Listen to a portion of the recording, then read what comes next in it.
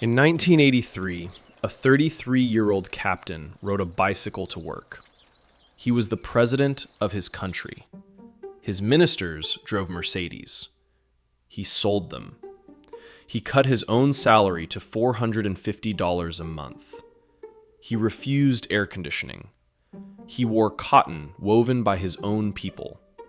His name was Thomas Sankara, and in 4 years, he would try to do something no African leader had attempted before: break free of the West entirely.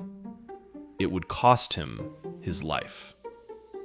The country was called Upper Volta, a name picked by France, the colonial ruler that had drawn its borders, drained its wealth, and left in 1960 with the soft handshake of independence, while keeping the currency, the contracts, and the army officers loyal to Paris. By 1983, it was one of the poorest places on Earth. Life expectancy, 40. Literacy, 13%. Most children would never see a doctor. The country survived on foreign aid and on the quiet permission of France. Then came Sankara. He was the son of a colonial gendarme, trained in Madagascar, where he watched students overthrow a dictator. Trained in France, where he discovered Marx. He played guitar in a jazz band called Tout à coup Jazz. He read poetry. He spoke 5 languages.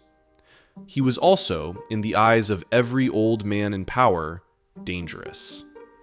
In August 1983, after a popular uprising freed him from house arrest, Sankara took power in a coup. His first decision was the most symbolic of his life. He renamed the country. Upper Volta, a French invention, became Burkina Faso, the land of upright people. What Sankara did next, in 4 years, sounds almost impossible. He vaccinated 2.5 million children against meningitis, measles, and yellow fever in a matter of weeks. Literacy jumped from 13% to 73%. He planted 10 million trees to push back the spreading desert.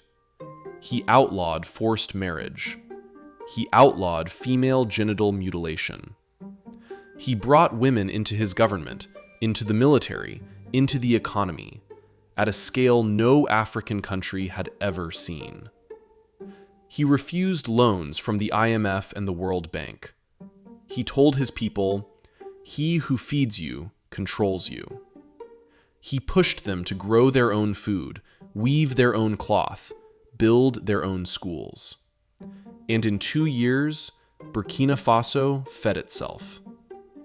For a moment, on a continent the world had been told would always need saving, an African country was saving itself.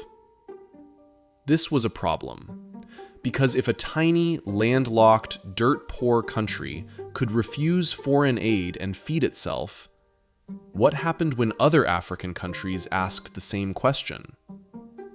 In July 1987, 3 months before his death, Sankara stood before the African Union and made a speech that changed everything. He called on every African nation to refuse to pay its colonial debt. "If we do not pay," he said, "the lenders will not die. But if we pay, we will die." The room cheered.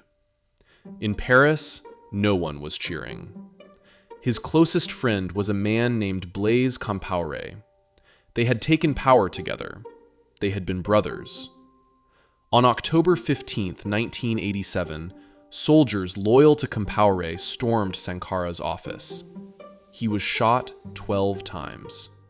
He was 37. His body was buried in an unmarked grave.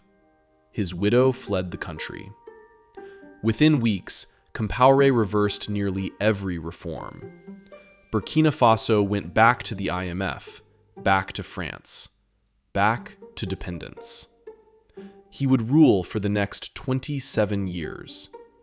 For decades, the question hung in the air. Did France help kill him? In 2014, Compaoré was overthrown. In 2017, French President Emmanuel Macron promised to release the classified files. He never did. In 2022, a court found Compaoré guilty of Sankara's murder. The full role of France still locked away. But here is what we know. A man told his country it could feed itself. It did. And then he died. His grave is covered in flowers every October. His face is on t-shirts from Cape Town to Caracas. And in Burkina Faso today, his name is back in the school books. Because as Sankara said, 1 week before they killed him, you can kill a man, but you cannot kill an idea.